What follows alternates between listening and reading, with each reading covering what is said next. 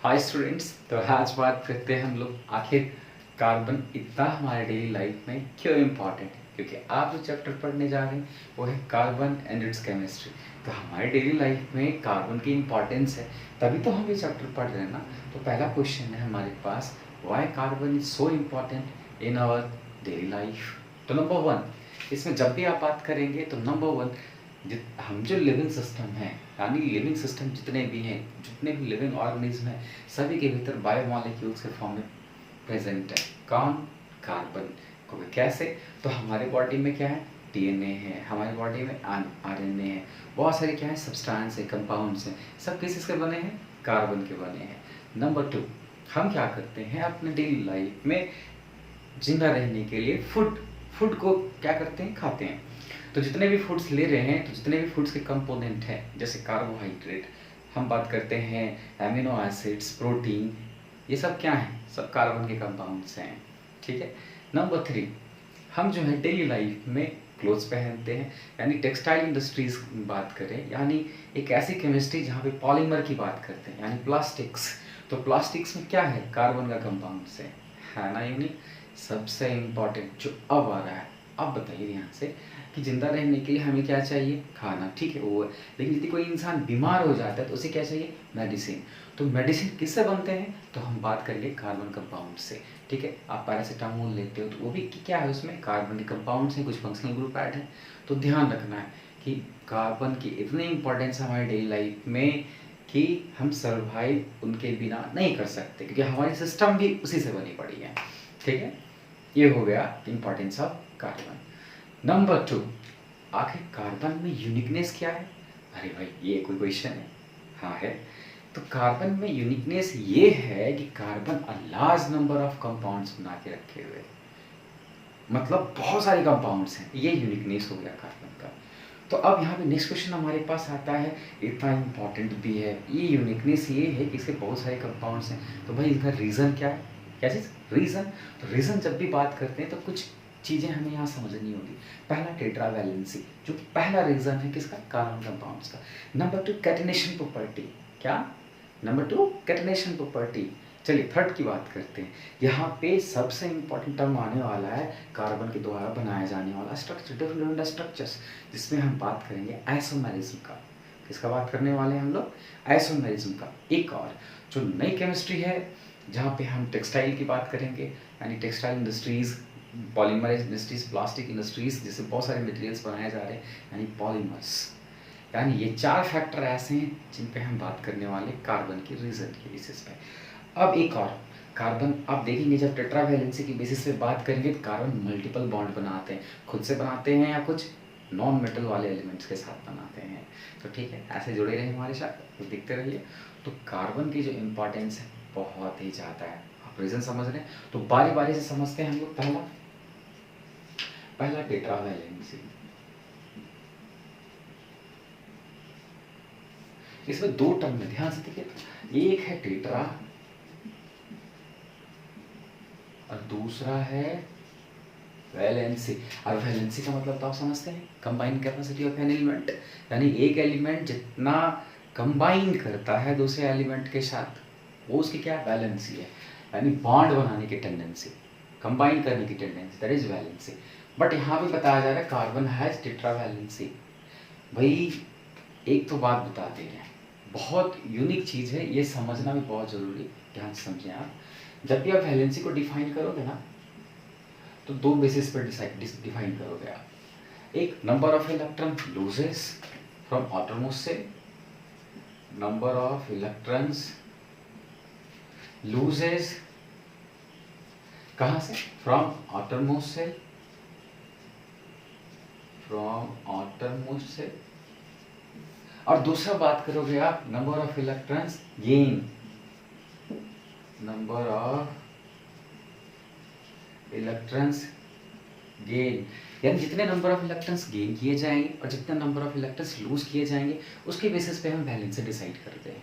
ये क्लास 9 की टॉपिक है, कोई बात नहीं, हम बात करेंगे इसके बेसिस पे भी।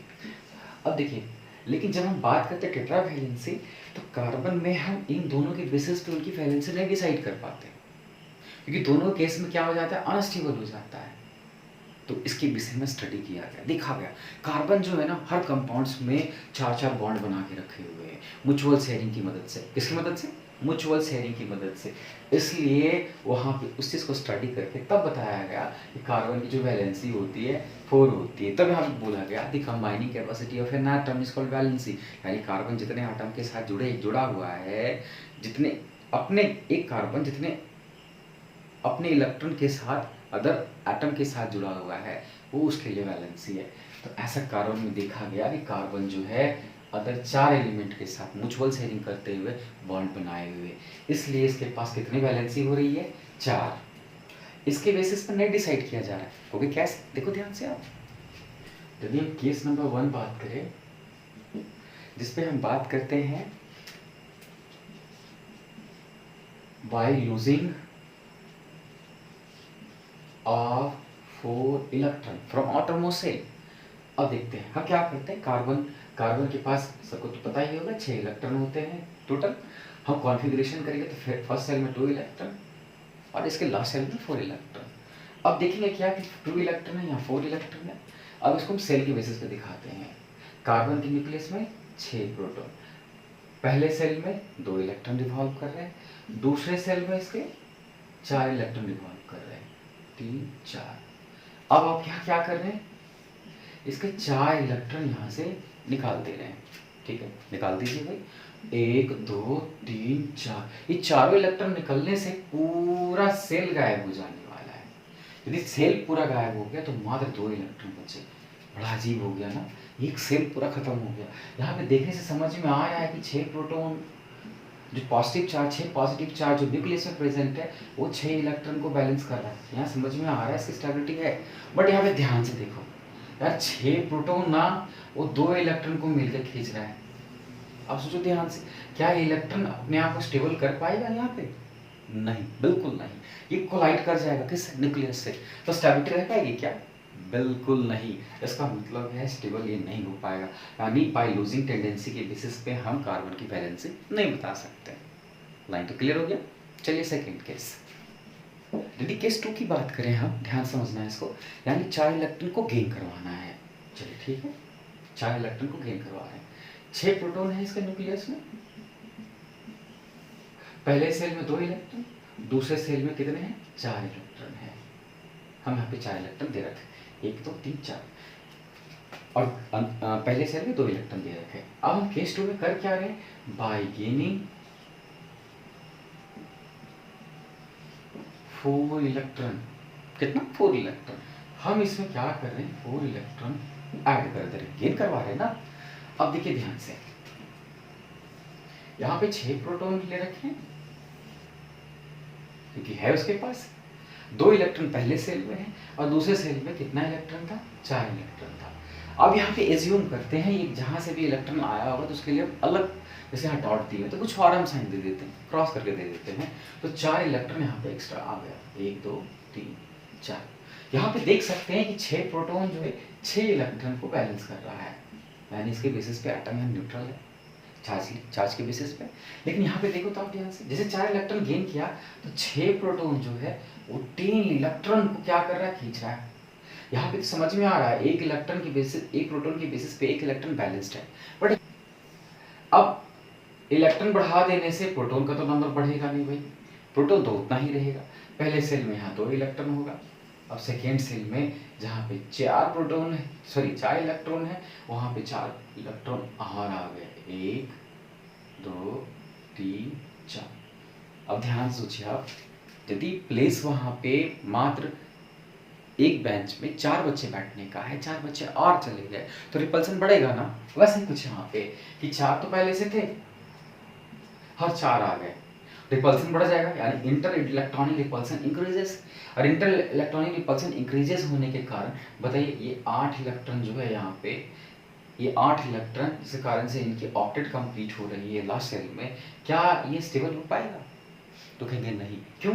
क्योंकि यहाँ 6 प्रोटॉन है और इलेक्ट्रॉन कितने हैं? 10। तो 10 इलेक्ट्रॉन को 6 प्रोटॉन खींच रहा है जो संभाल नहीं पाएगा। और यहाँ पे 6 प्रोटॉन है, यहाँ पे 6 इलेक्ट्रॉन है, तो 6 प्रोटॉन 6 इलेक्ट्रॉन को खींच ले रहा है, बैलेंस्ड है, ये पूरी तरह से न्यूट्रल है यहाँ पे।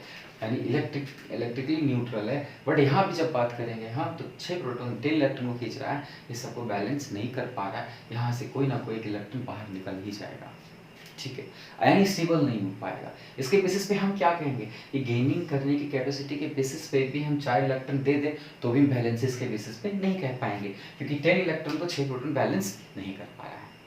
समझ में आया ना पूरी बात? तो यानी वैलेंसी इन दोनों के बेसिस पर डिसाइड नहीं कर पाए, ठीक है। आखिर इलेक्ट्रॉन गेन करवा रहे हैं, लूजिंग करवा रहे हैं, क्यों करवा रहे हैं? ऑक्टेट कंप्लीट करवाने के लिए, है ना, ऑक्टेट। लेकिन जब 4 इलेक्ट्रॉन लूज करवाए, देखिए कार्बन डुप्लेट कंप्लीट कर रहा था, और 4 इलेक्ट्रॉन गेन करवाए, देखिए कार्बन ऑक्टेट कंप्लीट कर रहा है। लेकिन दोनों केस में देख रहे हैं कि अनस्टेबल है, ठीक है ना, दोनों केस में क्या है, अनस्टेबल है। तब तो ये तो मसला बहुत बड़ा हो गया। ये सारे जो कार्बन है, कार्बन के जो कंपाउंड्स हैं, अब इनकी वैलेंसी को कैसे डिफाइन करेंगे?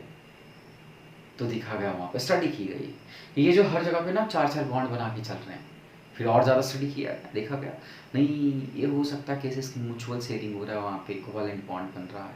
तब वहाँ पे बताया गया नहीं, कार्बन जो है ना टेट्रा वैलेंसी करता है, यानी 4 इलेक्ट्रॉन एटॉमोस्ट शेल में, उसी से वो क्या करता है, म्यूचुअल शेयरिंग कर करके वो बॉन्ड बनाता है, कोवेलेंट बॉन्ड बनाता है। अब देखिए, तो यानी कि हम समझ रहे हैं यहाँ पे टेट्रा वैलेंसी की बेसिस पे कार्बन एटम फॉर्म 4 बॉन्ड, ये चीज देखा जा रहा है और इसी के बेसिस पे फिर डिसाइड किया जा रहा है। और जब स्टडी की गई तो देखा गया कि नहीं, ये जो बॉन्ड बना रहे हैं carbon atom form bond by mutual sharing of equal number of electrons between two atoms,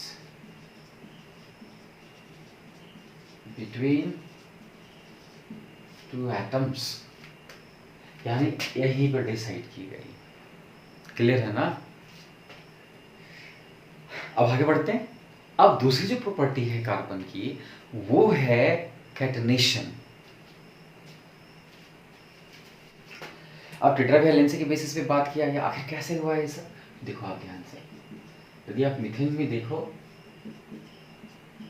तो कार्बन यहाँ पे कार्बन एटम 4 बॉन्ड बना के रखा है।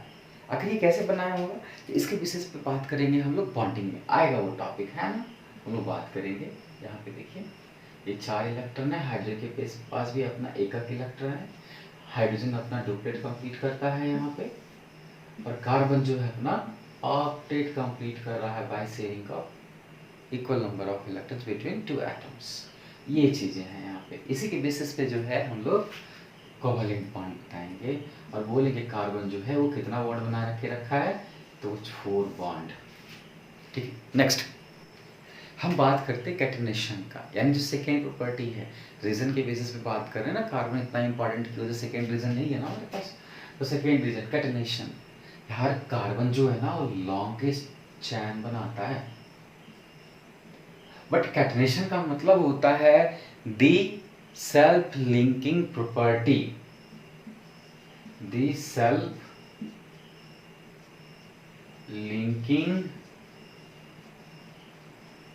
प्रॉपर्टी, यानी खुद से जुड़ने की property.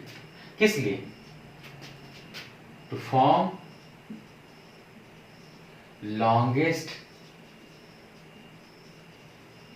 Chain, to form longest chain, यानी खुद से जुड़ रहे होते हैं ये लॉन्गेस्ट चेन बनाते हुए, ये कैटनेशन प्रॉपर्टी है।